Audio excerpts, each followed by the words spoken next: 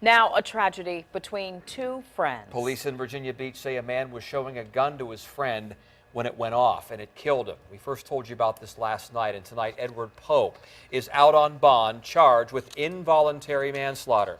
10 on your side's Jason Marks is live where this all happened at the AMF Lynnhaven Lanes on Lachelle Place. And Jason, what did you learn? Tom, this is just the tragedy. 22-year-old John Neal, as you mentioned, was shot right here in this parking lot. He was a friend, a father, a soon-to-be husband, and a man many in the Boley community are going to miss. He's definitely one of a kind. If you know anything about bowling, it's a big family. Then you know that bowlers are about as tight as a rack of pins.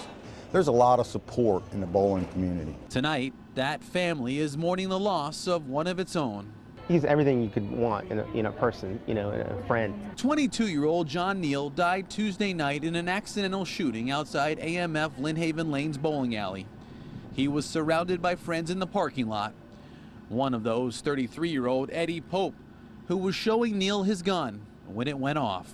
It's the worst day of my life.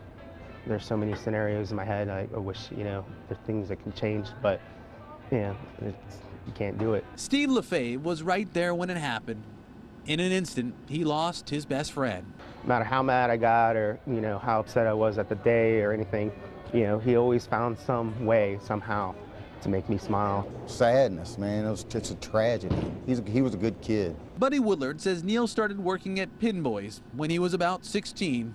He was a hard worker. When he worked here, you call him anytime. Somebody didn't show up or whatever, he'd come up and work. Like I say, he never complained about anything. He was a good person. Neal's mother told 10 on your side off camera she knows it was just a terrible accident, and she's not mad at Pope.